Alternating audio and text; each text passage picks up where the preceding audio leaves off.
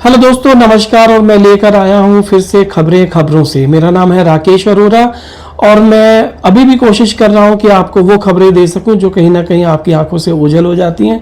इसमें हम बात करेंगे CSIR अवार्ड्स की। इसमें हम बात करेंगे कि किस तरह से AR रहमान के कॉन्सर्ट में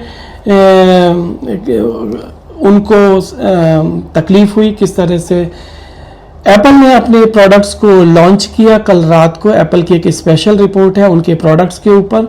सबसे पहले हम बात करेंगे CSIR का much awaited award, Bhatnagar award, जो 8 सितंबर को अनाउंस किया गया, जिसको कि 2022 में बहुत सारे अवार्ड्स के साथ रोक लिया गया था।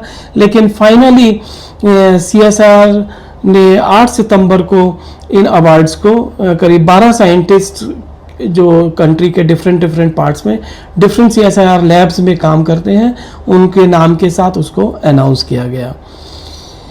इस अवार्ड को 2022 में और अवार्ड्स के साथ रोक दिया गया था क्योंकि इसके ऊपर मिनिस्ट्री ऑफ होम अफेयर्स की एक रिपोर्ट तैयार की गई थी, जिसके तहत एक कमेटी ने बहुत सारे अवार्ड्स को इवेल्युएट करना था।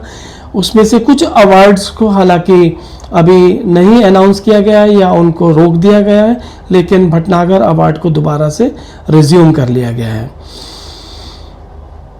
1 साल की देरी के बाद। लेकिन फिर भी ये अवार्ड्स दिए गए और आगे भी चलते रहेंगे, ऐसा माना जाता है। एक फ्लैश फ्लड के केस में लीबिया में करीब 5000 लोगों को अपनी जान से हाथ धोना पड़ा। एक ये बहुत ही बड़ा नेचुरल डिज़ास्टर का जो मामला सामने आया है, इसके अंतर्गत सारा इंटरनेशनल सपोर्ट अभी लीबिया को दिया जा रहा है। लीबिया में एक बहुत कन्फ्यूजन है कि वहाँ पर जो सरकार है वो 2 अलग अलग घटकों में बटी हुई है और जिसके तहत वहाँ पर जो सहायता कार्य हैं या जो डिज़ास्टर मैनेजमेंट है वो उतना इफ़ेक्टिव नहीं हो पा रहा, क्योंकि वहाँ पर सरकार के अपने मिसमैनेजमेंट काफ़ी हावी हो रहे हैं। एक G20 के दौरान एक ड्रामा देखा गया दिल्ली के एक होटल में, जहाँ पर एक बैग सस्पिशियस कंडीशन में पाया गया। इस बैग को कोई क्लेम करने वाला नहीं था। जब इसका फर्दर इन्वेस्टिगेशन किया गया तो ये चाइनीज़ डेलीगेट का बैग पाया गया, लेकिन चाइनीज़ डेलीगेट ने इस बैग को खोलने से मना कर दिया। हालांकि पुलिस ने बहुत कोशिश की कि इसके कंटेंट को देखा जाए। फाइनली इस बैग को चाइनीज़ एम्बेसी को सौंप दिया गया और इस दौरान चाइनीज़ डेलीगेट ने अपने लिए अलग से इंटरनेट सुविधा मांगी, जिसको कि अथॉरिटीज़ ने उस टाइम पर मना कर दिया। एक कन्फ्यूजन कल के दिन बना रहा। एक ऐसी खबर आई थी कि डीजल व्हीकल पर गवर्नमेंट करीब 10% एडिशनल GST लगाने का प्लान कर रही है, जिसके कि काफ़ी हड़कंप मच गया और जिसकी इस अनाउंसमेंट की वजह से कुछ ऑटो कंपनीज जैसे कि महिंद्रा एंड महिंद्रा, टाटा मोटर्स और कुछ और कंपनीज जो डीजल की SUVs बनाती हैं कि शेयर्स करीब 4% तक डाउन हो गए। लेकिन ऑटोमोटिव इंडस्ट्री के लीडर्स ने जब इस मीटिंग में सरकार को रिक्वेस्ट की तो काफ़ी देर बाद नितिन गडकरी का एक ट्वीट आया, जिसके थ्रू ये 10% GST एडिशनल लगाने का विचार जो है उस टाइम पर हटा लिया गया। हालांकि ये कंपनीज ऑलरेडी 45% टैक्स देती हैं अपनी SUVs को बेचने के लिए, तो एडिशनल GST 10% का मामला काफ़ी अखर रहा था। तो अभी गवर्नमेंट का ऐसा कोई प्लान नहीं है जिसके तहत कोई एडिशनल GST डीजल व्हीकल्स पर लगाया जाए। मानेसर में मोनू मानेसर को अरेस्ट कर लिया गया और इसको राजस्थान पुलिस ने अपनी कस्टडी में भी ले लिया। कॉमेडियन बीरबल, जो कि अपनी कॉमेडी के लिए पिछले कुछ दशकों में काफ़ी जाने जाते थे, 80s 90s शोले में भी उनका काफ़ी अच्छा काम देखा गया। उनकी 84 की एज में अंधेरी में उनके बेंगलोर में स्वर्गवास हो गया। इसी तरह से केरला हाई कोर्ट ने अपने एक फैसले में ये क्लियर किया कि पोर्नोग्राफी देखना कोई जुर्म नहीं है अगर इसको प्राइवेट तौर पर देखा जाए और इसका कोई पब्लिक एग्जीबिशन ना हो, इसमें कोई पब्लिक मतलब पब्लिक में कोई डिस्ट्रीब्यूशन ना हो और किसी और को भी ना दिखाया जाए। अगर कोई व्यक्ति पर्सनली अकेले में पोर्नोग्राफी देख रहा है तो शायद ये अपराध नहीं समझा जाएगा, लेकिन फर्दर इसका कोई भी एक्सटेंशन जैसे किसी को दिखाना या लोगों में डिस्ट्रीब्यूट करना या इसको खुले तौर पर पब्लिक में देखना, ये सब जो है अपराध की तरह से देखा जाएगा। फिल्म वैक्सीन वॉर का एक पोस्टर विवेक अग्निहोत्री ने रिलीज किया अपनी आने वाली फिल्म के लिए। विवेक अग्निहोत्री की पिछली फिल्म कश्मीर फाइल्स काफ़ी हिट रही और एक पर्टिकुलर सब्जेक्ट को लेकर बनाई गई ये फिल्म काफ़ी सराही गई। ऐसा समझा जाता है कि वैक्सीन वॉर भी काफ़ी रिसर्च के बाद फिल्म बनाकर पेश की जाएगी। आने वाला समय बताएगा कि इस फिल्म का कैसा प्रेजेंटेशन होगा।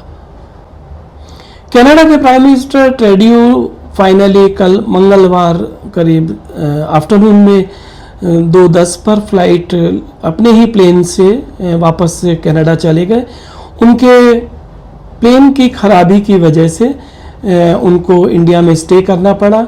हालांकि इंडियन अथॉरिटीज़ ने उनको वीवीआईपी होने के नाते एयर इंडिया का एक प्लेन वापस उनको देने की सुझाव दिया था ताकि वो वापस कनाडा अपने टाइम से जा सके, लेकिन उन्होंने इसको मना कर दिया। उन्होंने इंडियन इंजीनियर्स के द्वारा प्लेन की रिपेयर करने के लिए मना कर दिया। लाइक कनाडा से उनके अपने इंजीनियर्स जब इंडिया में पहुंचे, हालांकि उनको काफ़ी समय लगा क्योंकि उनकी फ़्लाइट पहले कनाडा से लंदन आई, लंदन से रोम की तरफ डाइवर्ट कर दी और रोम से जब वो दिल्ली पहुंचे तो उन्होंने अपने उस प्लेन को ठीक किया। ठीक करने के बाद फाइनली कनाडा के पीएम ट्रूडो वापस कनाडा जा सके। एक ऐसी भी खबर है क्योंकि पीएम मोदी ने उनको बायलैटरल एग्रीमेंट पर बात करने के लिए मना कर दिया था क्योंकि वो खालिस्तानी एजिटेशंस के अगेंस्ट अपना कोई भी स्टेप एग्रेसिवली नहीं उठा रहे थे। एक और वीडियो मार्केट में वायरल हुआ जिसमें ये देखा गया कि शी जिनपिंग ने भी उनको कहीं पर डांटा था क्योंकि 2022 की एक बायलैटरल मीटिंग की पॉइंट्स उन्होंने मीडिया में डिस्क्लोज कर दिए थे जो कि उन दोनों की आपसी बातचीत के थोड़ा सा अगेंस्ट। यूके के पीएम सुनाक जब यूके पहुंचे तो वहां की पार्लियामेंट के एमपीज भी उनसे थोड़ा सा नाखुश थे क्योंकि उनके अनुसार G20 में जो डिक्लेरेशन पास हुआ उसमें उन्होंने यूक्रेन रशिया की वॉर को लेकर बहुत स्ट्रॉन्ग तरीके से अपनी बात नहीं रखी और IMEC कोड जो कॉरिडोर का जो एग्रीमेंट फाइनल हुआ है इंडिया, मिडिल ईस्ट और यूरोप के बीच में, जिसमें कि यूके पार्ट नहीं है, इसके लिए भी उन्होंने बहुत सख्ती से बात नहीं करी। इन कुछ मुद्दों को लेकर अपनी नाराज़गी यूके पार्लियामेंट के एमपीज ने उनको दिखाई। हालांकि सुनाक का जो बायलैटरल एग्रीमेंट का पीएम मोदी के साथ फ्री ट्रेड एग्रीमेंट के लिए दोबारा से होना है मीटिंग।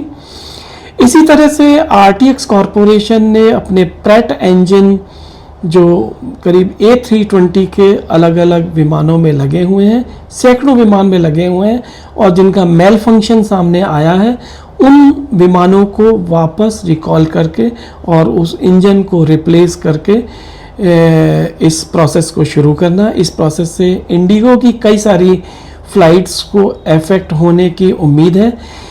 तो ये जो इंजन्स हैं ये मेल फंक्शन कर रहे हैं because of using contaminated metal powder during the production of these engines. Business worth 100 crore के ऊपर की ई-इनवॉइसेस को करीब 30 दिन का टाइम मिलेगा जिसमें कि वो अपनी इनवॉइसेस को डाल सकते हैं जीएसटी पोर्टल पर। ये टाइम पहले 7 दिन का था जिसको बढ़ाकर 30 दिन कर दिया गया है। ये particular application 100 crore plus companies के लिए नॉर्मली लागू होती है। खबरों में आगे देखते हैं कि बायजूस अपने असेट्स को सेल करने की तैयारी कर रहा है। इन असेट्स में एपिक और ग्रेट लर्निंग असेट्स हैं। इन असेट्स को बेचकर बायजूस $1.2 बिलियन कलेक्ट करने की कोशिश कर रहा है, जिससे उनके डेट को काफ़ी कम किया जा सके। इसी तरह से गवर्नमेंट सर्कल में लेंडर्स ऑफ मनी यानी कि बैंक या एनबीएफसी या और दूसरे इन्वेस्टर्स और इंटेलिजेंस एजेंसीज के बीच में एक ऐसा सिस्टम डेवलप करने की कोशिश की जा रही है जिससे कि real time data regarding NPA, regarding malfunction of their accounts, जो कि उनके बैंक में उनको फैसिलिटीज़ मिलती हैं, उन चाहे वो लोन की फैसिलिटी है या वो ओवरड्राफ्ट की फैसिलिटीज़ हैं, इस टाइप की जो भी फैसिलिटीज़ बैंक इन बिजनेसेस को देता है, इनका जो रियल टाइम सिचुएशन है वो इन एजेंसीज के साथ शेयर होता रहे, ताकि टाइम रहते ये एजेंसीज इन बिजनेस ओनर्स या बिजनेस मींस अथॉरिटीज़ को टाइम से सचेत कर सकें या इसके ऊपर जो भी एक्शन वो लेना चाहे ले सकें। अभी तक इस टाइप की कंपनीज को करीब 100 करोड़ के ऊपर की कंपनीज को इस टाइप के इंफॉर्मेशन नेटवर्क में रखा जाता था, लेकिन अभी ऐसा प्रपोजल है कि 1 करोड़ के डेट के ऊपर की कंपनीज को भी इस टाइप के इंफॉर्मेशन नेटवर्क में कवर किया जाए। आप फिर से सुन लीजिए, अभी तक ये करीब 100 करोड़ के डेट के ऊपर की कंपनीज को इस नेटवर्क में रखा जाता था, लेकिन अब ऐसा समझा जाता है कि करीब 1 करोड़ के डेट के ऊपर की कंपनी को भी इस नेटवर्क में रखा जाएगा। और जैसे ही इसका सॉफ्टवेयर और एफिशिएंट होगा तो ये डेटा जो है इन एजेंसीज के लिए काफ़ी महत्वपूर्ण होता चला जाएगा। आईसीआईसीआई के संदीप बख्शी को आरबीआई का अप्रूवल मिल गया है, जिससे कि वो एमडी एंड सीईओ की तरह के रूप में 3 साल तक कार्यरत रहेंगे। 5100 स्क्वायर फीट की एक लग्जरियस रेजिडेंशियल प्रॉपर्टी का प्रपोजल है, जो कि लुटियंस दिल्ली में केजी मार्ग पर डेवलप की जा रही है। और इस प्रोजेक्ट को डेवलप करने के लिए प्रेस्टीज ग्रुप ऑफ बेंगलोर और टीडीआई इंफ्राटेक ने आपस में समझौता किया है। हालांकि इसकी कोई कंफर्म्ड न्यूज़ नहीं है, फिर भी रियल एस्टेट मार्केट में इसके बारे में काफ़ी बात हो रही है और ऐसा अनुमान है कि 700 करोड़ का रेवेन्यू इस रेजिडेंशियल प्रॉपर्टी से बनेगा। और इस रेजिडेंशियल प्रॉपर्टी में थोड़ा सा हाई राइज बिल्डिंग, जो कि बहुत कम है लुटियंस दिल्ली में, पर क्योंकि उसके सराउंडिंग में है तो इसका हाई राइज बिल्डिंग में लग्जरियस फ्लैट्स बनाने का प्रपोजल है। जेट एयरवेज के फाउंडर नरेश गोयल को ईडी की कस्टडी में 4 दिन का और कोर्ट से एक्सटेंशन मिला। हालांकि नरेश गोयल ने ये जो केस है ये सीबीआई की इंक्वायरीज जब हुई और सीबीआई ने चार्जशीट फाइल की कि 570 करोड़ का हवाला के थ्रू नरेश गोयल ने फंड्स को बाहर ले गए और उससे इंडिया में बहुत सारी प्रॉपर्टीज़ खरीदी मुंबई और दिल्ली के अंदर, और इस तरह से हवाला और मनी लॉन्ड्रिंग एक्ट के तहत ईडी ने इनके ऊपर चार्जशीट फाइल की। हालांकि नरेश गोयल के वकील ने कोर्ट को रिक्वेस्ट की कि इनको इनकी एज की वजह से हॉस्पिटल में रखा जाए और इनको इस तरह से इंटेरोगेशन रूम में, जहाँ पर काफ़ी छिपकली और चूहे हैं, इस तरह से इंटेरोगेशन ना किया जाए। लेकिन कोर्ट इस चीज़ पर तवज्जो नहीं दी। हालांकि कोर्ट ने एक चीज़ मान ली कि इनको घर का खाना मिल जाए और रोज़ 1 घंटे तक इनके वकील से बात की जा सके और इनको अगर मेडिकल ट्रीटमेंट की ज़रूरत हो तब दिया जा सके। इसी तरह से स्पाइस जेट के चीफ अजय सिंह को 15 सितंबर तक 4.1 करोड़ क्रेडिट स्विस बैंक को देने की बात की है कोर्ट ने बहुत सख्ती से ये हिदायत दी है कि अगर ये पैसा 15 सितंबर तक क्रेडिट स्विस बैंक को नहीं दिया गया तो इनके ऊपर जेल जाने की कार्रवाई हो सकती है। हालांकि दूसरी तरफ इन्होंने करुणानिधि मारन को 100 करोड़ देने हैं, जिसमें से अनकन्फर्म सोर्सेज के अनुसार से इन्होंने 67 करोड़ दे चुके हैं और 37 करोड़ का और बाकी है। लेकिन ये हमारी दी हुई फिगर अखबारों से है और खबरों से ही इनको कंफर्म किया जा सकता है। हैंडसेट्स के मैन्युफैक्चरर्स अभी अपने प्रीमियम रेंज ऑफ हैंडसेट्स के लिए कुछ ऑफलाइन मार्केट में देखने की या रिटेल स्टोर्स की तरफ जाने की तैयारी कर रहे हैं। ऐसा माना जाता है कि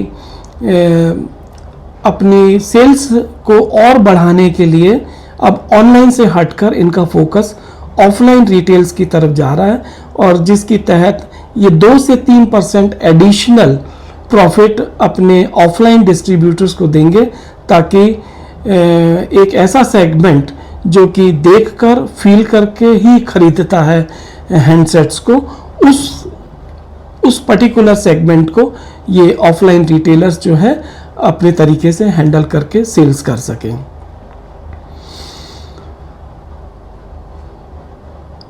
लैपटॉप के लिए जो गवर्नमेंट ने पॉलिसी बनाई थी कि इसके लिए इंपोर्ट लाइसेंस की ज़रूरत पड़ेगी, इस पॉलिसी के लिए ऐसा प्लान किया जा रहा है कि इस साल में किसी टाइम पर वो पॉलिसी थोड़े टाइम के लिए और एक्सटेंड की जाएगी, या फिर ऐसा भी हो सकता है कि उस पॉलिसी का इम्प्लीमेंटेशन 1 अप्रैल 2024 यानी कि नए फिस्कल ईयर से हो। लेकिन जब भी गवर्नमेंट पॉलिसी इम्प्लीमेंट करेगी उससे पहले इन सारे मैन्युफैक्चरर्स जो लैपटॉप मैन्युफैक्चरर्स हैं उनकी रिक्वेस्ट पर एक रजिस्ट्रेशन फॉर्म भरने की ज़रूरत है for their import. They can import as much as they want, but इन कंपनी को ज़रूरी है कि वो DGFT की वेबसाइट पर जाकर अपने इंपोर्ट को पूरी तरह से रजिस्टर करें, ताकि कंसाइनमेंट आने पर इस पे कोई ऑब्जेक्शन ना हो। हालांकि अभी कोई इंपोर्ट लाइसेंस इमीडिएटली एप्लीकेबल नहीं है, लेकिन रजिस्ट्रेशन इन लैपटॉप के इंपोर्ट के लिए मस्ट है। मणिपुर ट्रेडर्स ने एक कंप्लेंट की है सरकार को कि जो छोटे छोटे टेररिस्ट ग्रुप्स बहुत पहले थे मणिपुर में, वो सारे दब गए थे, अब वो फिर उठ कर आने लग गए हैं, और उन्होंने एक रैंसम की डिमांड शुरू कर दी है। और ऐसी कंप्लेंट की जा रही है कि ये डिमांड 5 से 10 लाख रुपए की रेंज में होती है, और अगर ये डिमांड पूरी नहीं की जाए तो कई बार हैंड ग्रेनेड भी डाले जाते हैं या बॉम्ब प्लांट कर दिए जाते हैं। हालांकि गवर्नमेंट इसके ऊपर विचार कर रही है, लेकिन अभी भी कोई बहुत कॉन्क्रीट शायद हल उनके ट्रेडर्स के हिसाब से उनके सामने नहीं आया है। न्यू हाउस ऑफ पार्लियामेंट तैयार है। अब इसका इनॉग्रेशन जो है 18th को होगा, और 19 सितंबर को पहली मीटिंग इस नए पार्लियामेंट हाउस में होगी। उससे पहले ऐसा माना जाता है कि पूजा का कार्यक्रम भी होगा और दोनों हाउस को एड्रेस किया जाएगा। मज़े की बात यह है कि यहाँ पर अंदर काम करने वाले कर्मचारियों को सॉफ्ट स्किल की, बिहेवियर की ट्रेनिंग्स दी गई हैं, और जो सिक्योरिटी स्टाफ है उनको कमांडो ट्रेनिंग्स दी गई हैं, और national institute of fashion design ने इसके लिए स्पेशली अलग अलग सेगमेंट के एम्प्लॉयज़ के लिए नई यूनिफॉर्म्स डिज़ाइन की गई हैं, ताकि नए पार्लियामेंट में नई यूनिफॉर्म्स में ये लोग अपनी सर्विसेज को दे सकें। दिल्ली गवर्नमेंट में MCD और अरविंद केजरीवाल के बीच में LG और अरविंद केजरीवाल के बीच में एक बैठक प्लान हुई है, जिसके तहत ऐसा समझा जाता है कि G20 के दौरान जिस तरह से सफाई को मेंटेन करके रखा गया, जिस तरह से नई नई सड़कों पर ब्यूटिफिकेशन किया गया, ये प्रोग्राम सफाई के प्रोग्राम के बारे में तो ऐसा कहा गया कि 365 दिन तक 24/7 सफाई चलेगी, और ऐसी कोशिश रहेगी कि दिल्ली में कहीं पर कूड़ा ना देखने को मिले। ये MCD के एक कम्युनिकेशन में सामने आया है। इसी तरह से नई कुछ सड़कें भी आइडेंटिफाई किए गए हैं जिनको ब्यूटिफिकेशन के प्रोसेस के तहत उनको आगे बढ़ाया जाएगा, ताकि पूरी दिल्ली की अलग अलग सड़कों को आने वाले टाइम में ब्यूटीफाई किया जाए और दिल्ली एक सुंदर सिटी बने। ए.आर. रहमान के एक कॉन्सर्ट में काफ़ी भीड़ हो गई। ये कॉन्सर्ट चेन्नई में ऑर्गेनाइज किया गया था और भीड़ इतनी बढ़ गई कि बाहर सड़कों पर ट्रैफिक जाम हो गया। बहुत सारे लोग जो अटेंड करना चाहते थे इस कॉन्सर्ट को, उस कॉन्सर्ट तक नहीं पहुंच पाए। अंदर कॉन्सर्ट चल रहा था लेकिन बाहर इस तरह की हलचल का अंदर के लोगों को पता नहीं था। फाइनली जब ए.आर. रहमान को पता लगा तो उनको काफ़ी दुख हुआ ये सुनकर कि उनके कॉन्सर्ट के कारण या कॉन्सर्ट ऑर्गेनाइजर्स के मिसमैनेजमेंट के कारण लोगों को बहुत असुविधा हुई। उन्होंने यहाँ तक कह दिया कि जिन लोगों को टिकट लेने के बाद एंट्री नहीं मिली है उनके वो पैसे भी वापस करवा देंगे। दैनिक भास्कर की एक ग्राउंड रिपोर्ट के हिसाब से एक कनाडा इमिग्रेशन की रिपोर्ट सामने आई है, जिस रिपोर्ट के अनुसार जैसे कि इंडिया से बहुत सारे स्टूडेंट्स माइग्रेट होते हैं कनाडा में, पढ़ने के लिए जाते हैं ऑन स्टूडेंट वीज़ा, और कई सारे सुसाइड के मामले आए हैं और ये मामले हर साल बढ़ रहे हैं। इनमें इस रिपोर्ट में ऐसा पब्लिश किया गया है कि 2018 में 8 स्टूडेंट्स ने, 2022 में 33 स्टूडेंट्स ने और 2023 में अब तक करीब 36 स्टूडेंट्स ने सुसाइड किया गया है। ऐसा माना जाता है कि सुसाइड की वजह इन स्टूडेंट्स के ऊपर प्रेशर होता है क्योंकि वो लोग लोन लेते हैं या उनके पेरेंट्स कुछ प्रॉपर्टी बेचकर उनको पढ़ने के लिए बाहर भेजते हैं, लेकिन वहाँ पर उनको वो रिजल्ट्स नहीं मिल पाते जिस रिजल्ट की एक्सपेक्टेशन से वो जाते हैं। इसी तरह से उनको वर्क परमिट और वीज़ा में कई बार एक्सटेंशन होने में दिक्कत होती है और एक अजीब सा स्ट्रेस इन सारी वजहों से जब क्रिएट होता है तो अल्टीमेटली वो सुसाइड कर लेते हैं। और एक और रीज़न है कि वहाँ की जो मेंटल हेल्थ सर्विसेज हैं वो mental health services Indian psychology को पूरी तरह से नहीं समझ पाती और उनकी हेल्प नहीं कर पाती। और कई बच्चे तो ऐसे हैं जो कि ठीक से इंग्लिश भी नहीं बोल पाते और अपनी बातों को कम्युनिकेट नहीं कर पाते। शायद इसके ऊपर कुछ और ऑर्गेनाइजेशंस की हेल्प की ज़रूरत पड़ सकती है। कॉइनबेस अपने क्रिप्टो करेंसी एक्सचेंज को इंडिया से 25 सितंबर 2025 तक पूरी तरह से बंद कर देगा। इसी तरह से एसबीआई की लाइफ इंश्योरेंस ने एक रिपोर्ट पब्लिश की है और इस रिपोर्ट के अनुसार करीब 47% लाइफ इंश्योरेंस पॉलिसीज ना पिछले 5 साल में 47% लाइफ इंश्योरेंस पॉलिसीज ना तो रिन्यू की गई हैं और या सस्पेंड हो गई हैं। इसमें 17%, ये इनका अपना सर्वे है, इसके अनुसार 17% लोगों के पास लाइफ इंश्योरेंस की पॉलिसी को रिन्यू करने के लिए पैसे नहीं थे और पैसों की ज़रूरत की वजह से उन्होंने अपनी लाइफ इंश्योरेंस की पॉलिसी को रिन्यू नहीं किया।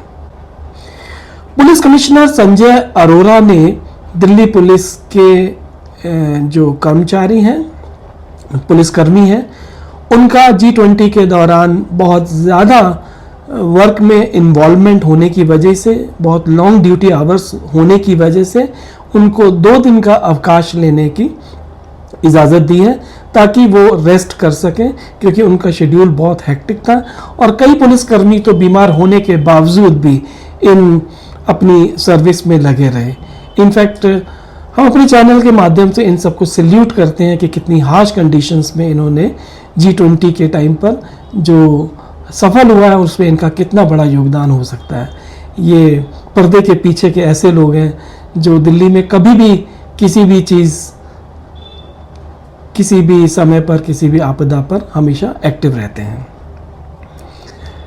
डायरेक्टरेट ऑफ रेवेन्यू इंटेलिजेंस ने एक रिपोर्ट दी थी 2014 में। सुप्रीम कोर्ट का कहना कि 2014 में इस रिपोर्ट के अनुसार कुछ अनियमितताएं जो कि रिपोर्ट की गई थी सेबी को अडानी ग्रुप के खिलाफ, पर अडानी ग्रुप के खिलाफ दी गई इन अनियमितताओं को सेबी ने छुपा लिया या इग्नोर कर दिया और इसके ऊपर कोई कार्रवाई नहीं की।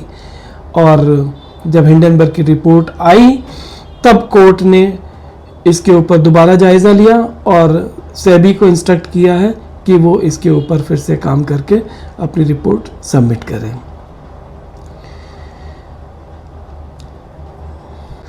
सऊदी अरेबिया के प्रिंस मोहम्मद बिन सलमान भारत के दौरे पर हैं और उनके बायलैटरल एग्रीमेंट के साथ काफ़ी समझौते हो रहे हैं। ऐसा माना जाता है कि वो करीब 4,12,000 करोड़ का इन्वेस्टमेंट वेस्ट जोन रिफाइनरी पर करेंगे और अगले 5 साल में ऐसी संभावना है कि वो करीब 8 लाख करोड़ का इन्वेस्टमेंट अलग अलग निवेश में करेंगे, जिससे कि भारत और सऊदी अरेबिया के बीच में बहुत सारे बिजनेस कोऑपरेशंस को, बहुत सारे कोलैबोरेशंस को फाइनली अंजाम दिया जा सके। एक रिपोर्ट के अनुसार अगस्त 22-23 में दालों के भाव 37% बढ़ गए, जबकि चावल के भाव करीब 9% बढ़े।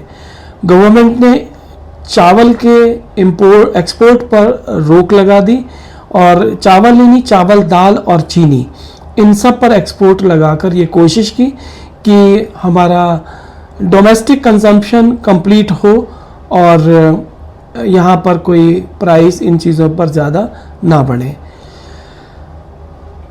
दिल्ली सरकार ने विंटर में एयर क्वालिटी को कंट्रोल करने के लिए पटाखों पर पूरी तरह से बैन लगा दिया है। ये दिल्ली सरकार का एक और एफर्ट है जिससे कि आने वाले समय में एयर क्वालिटी को कंट्रोल किया जा सके। सेंट्रल गवर्नमेंट ने अंशुमान भव योजना का आज 13 सितंबर से शुरुआत की है। इस योजना के तहत करीब 7 करोड़ परिवार यानी करीब 35 करोड़ लोगों को इसका फायदा पहुंचेगा और ऐसा माना जाता है कि 2 अक्टूबर तक आयुष्मान भव के अंदर करीब 60 करोड़ लोगों को कार्ड इशू किए जा सके और इनको इस तरह की सुविधा दी जाए ताकि आने वाले समय में ये हेल्थ फैसिलिटीज़ का, गवर्नमेंट के द्वारा दी गई हेल्थ फैसिलिटीज़ का फ़ायदा उठा सके। वॉल स्ट्रीट के एक जर्नल के अनुसार 69% पोल ये कहते हैं कि बाइडेन को सेकेंड टर्म के लिए नहीं आना चाहिए। ऐसा इस पोल का सर्वे पब्लिश किया गया है। इंस्टीट्यूशनल प्लॉट्स को लेकर ग्रेटर नोएडा ने एक स्कीम निकाली है और जिस स्कीम का रजिस्ट्रेशन 13 सितंबर से शुरू हो रहा है और ये करीब 4 अक्टूबर तक रजिस्ट्रेशन चलेगा। इसमें अलग अलग टाइप के प्लॉट्स हैं, जैसे कि institutional plots, hospital plots, school plots और other type of large plots जो कि खासकर इंस्टीट्यूशन के लिए दिए जाते हैं और ये स्कीम जो है ऑनलाइन अवेलेबल है। एनएमसी यानी कि नेशनल मेडिकल काउंसिल जो रेगुलेटरी है एडमिशन्स के लिए इंडिया में, मेडिकल एडमिशन्स के लिए इंडिया में, इन्होंने कुछ समय पहले बताया था कि कुछ एडिशनल सीट्स को लेकर कुछ साउथ के मेडिकल कॉलेजेस एक लेटर दिखाते हैं ताकि जिसके थ्रू मेडिकल स्टूडेंट्स का एडमिशन हो सके और वो कई लेटर्स जो है फेक पाए गए।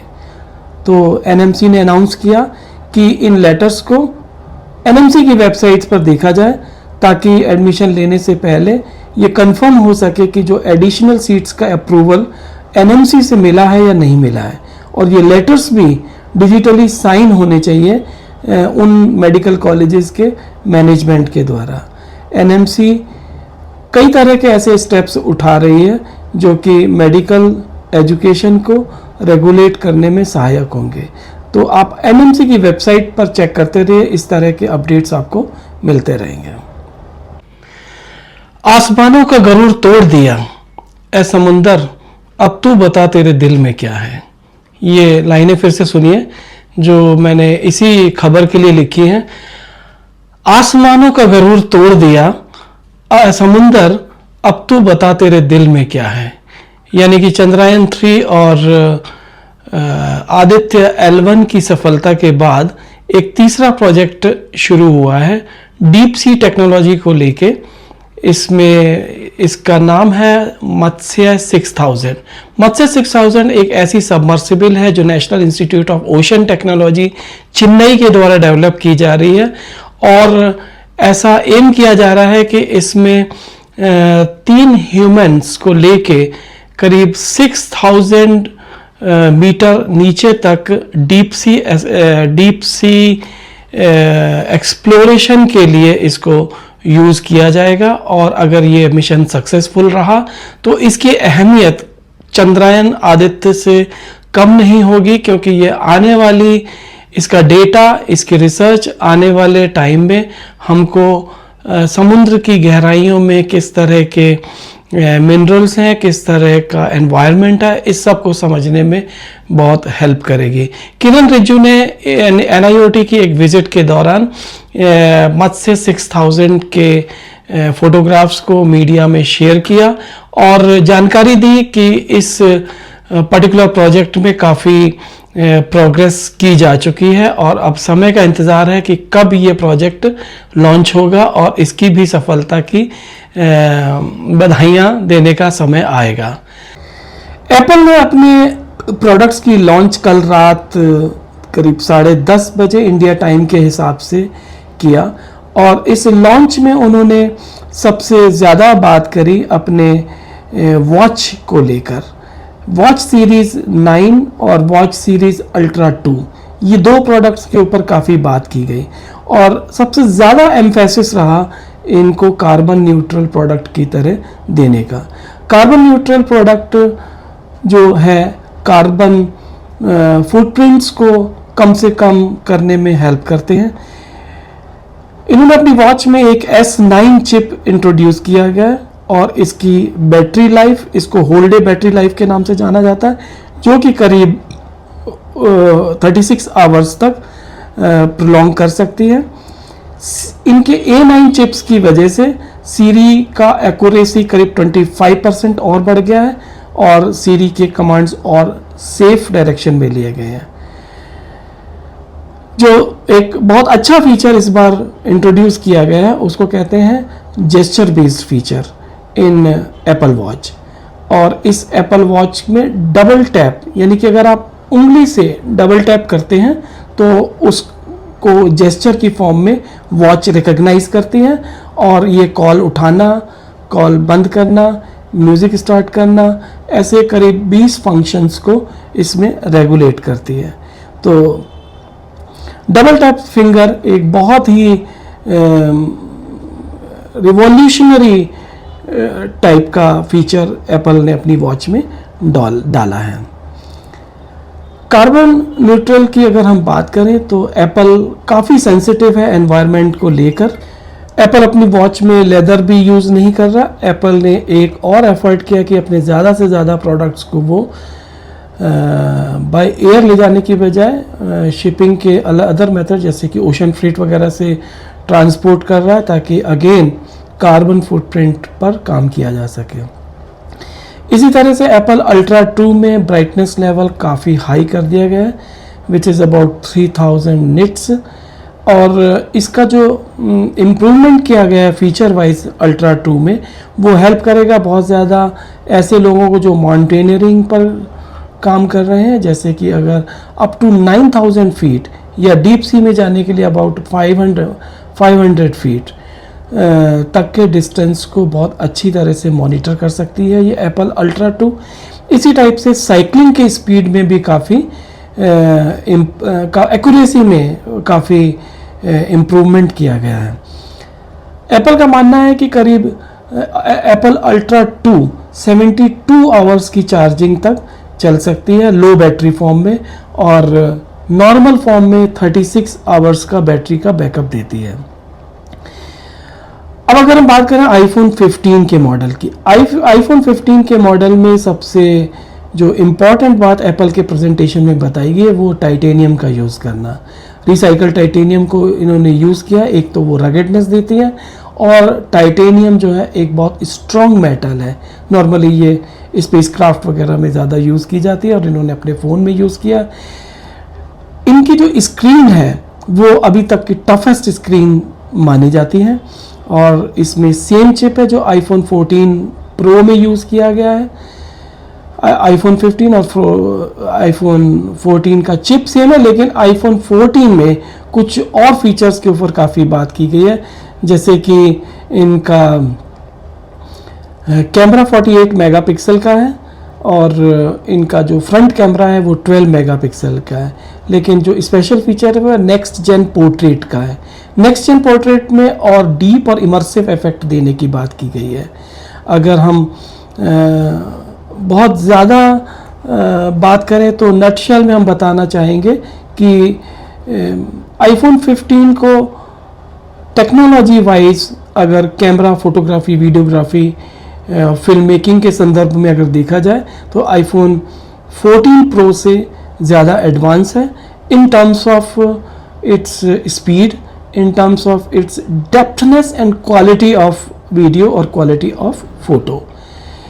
यहाँ तक कि ये भी कहा जाता है कि फिल्म मेकिंग में ये एक बहुत बड़ा रिवॉल्यूशनाइजिंग चेंज लाएगी by using iPhone 15 pro camera, because film making में जो पर्टिकुलर कलर के जो स्टैंडर्ड्स यूज़ किए जाते हैं उन कलर के स्टैंडर्ड्स को ही आईफोन 15 प्रो में यूज़ किया गया है।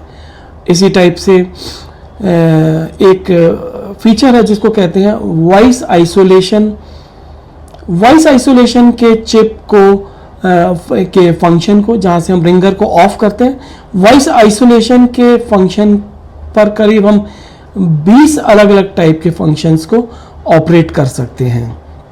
इसी तरह से बहुत ज़्यादा फोकस किया गया है कि अगर सपोज़ कीजिए इंटरनेट नहीं है या किसी तरह की कनेक्टिविटी नहीं है, तब आईफोन से किस तरह से कहीं बाहर की दुनिया में कनेक्ट किया जा सकता है। उसके लिए इन्होंने सैटेलाइट सर्विस के साथ अपना कोलैबोरेशन किया गया है। यूएस के अंदर 2 साल तक आईफोन 15 प्रो की परचेज के साथ सैटेलाइट सर्विसेज फ्री दी गई हैं। इसी तरह से AAA करके ऑटोमोबाइल रोड साइड असिस्टेंस भी दी जा रही है कि अगर बाय द वे आपका इंटरनेट काम नहीं करता है या कनेक्शन नहीं है तो इसमें भी आपको रोड साइड असिस्टेंस जो है उस सर्विस के थ्रू मिल सकती है। तो एक और ख़ास बात इन्होंने अपनी सारी डिवाइसेस में की है कि USB-C का पोर्ट दिया है। USB-C अभी तक सिर्फ मैकबुक और आईपैड को चार्ज करने के काम में आता था, लेकिन अब आईफोन आए, इनके नए एयरपोर्ट्स और सारी डिवाइसेस में यूनिफॉर्म USB-C की फैसिलिटी इन्होंने सी पोर्ट की फैसिलिटी दे दी है। और इसका जो कम्युनिकेशन लेवल है वो करीब ऐसा कहा जाता है कि 20% फास्टर हो गया पहले से। एक स्पेशल फीचर जो जिसको कि कहते हैं ray tracing feature, ray tracing feature को भी आईफोन 15 प्रो और आईफोन 15 प्रो मैक्स में डाला गया है। इस फीचर की वजह से इमर्सिव एक्सपीरियंस, इमर्सिव टाइप के एक्सपीरियंस किए जा सकते हैं, खासकर गेम्स को लेके। कहा जाता है कि ऐसे कई सारे गेम्स जो कंसोल बेस्ड हैं या कंसोल्स पर ही चल सकते थे, अब उनको आईफोन पे भी चलाया जा सकता है और उनका रियल फील किया जा सकता है। इनफैक्ट अगर एप्पल विजन अगर यूज़ करें तो आपको लगेगा कि आप उस गेम का या उस पर्टिकुलर वीडियो का पार्ट है।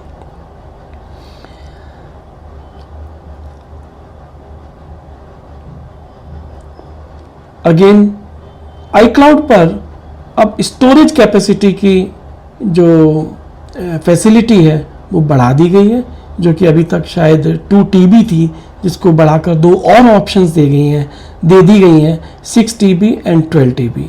अब आप iCloud पर जाकर 2 और क्लाउड सब्सक्राइब कर सकते हैं, मींस 2 और स्टोरेज टाइप सब्सक्राइब कर सकते हैं, और वो है 2 TB और 12 TB की ऑप्शन। तो इस तरह से ये एक छोटी सी रिपोर्ट हमने दी है एप्पल के नए प्रोडक्ट्स के ऊपर। इस रिपोर्ट को हमने सिर्फ अपने सुनने वालों के लिए दिया है, इसमें कोई हमें स्पॉन्सरशिप नहीं मिली है, ना ही हमें कोई ऐसा कॉमर्शियल बेनिफिट है। ये सिर्फ आपकी जानकारी के लिए है। हालांकि आज से बहुत सारे यूट्यूब वीडियोस इसको कवर करना शुरू कर देंगे, पर ये जानकारी क्योंकि इतनी नई है और लोग आईफोन के बारे में थोड़ा सा क्रेजी रहते हैं, इसलिए ये रिपोर्ट हम आप तक लेकर आए। आपने हमारा चैनल सुना, इस चैनल पर हम बहुत अलग अलग माध्यम, जैसे हमने पहले भी बताया, print media, TV, internet, LinkedIn, Google news, बहुत सारे जगहों से, इंटरनेट से वो खबरें लेकर आते हैं जो हमारे इंडियन व्यूअर्स के लिए काम की हैं। और ऐसा हम कहते हैं कि अगर एक भी खबर आपके काम में आ जाए तो हम अपने को बहुत ही भाग्यशाली समझेंगे। हमारे इस चैनल को सब्सक्राइब कीजिए, इसको शेयर कीजिए, इस पर अपने कमेंट दीजिए। हमारी बहुत सारी त्रुटियां रही होंगी, उन त्रुटियों को अगर आप कमेंट में बताएंगे तो हम ज़रूर उसको ओवरकम करने की कोशिश करेंगे। तब तक थैंक यू वेरी मच।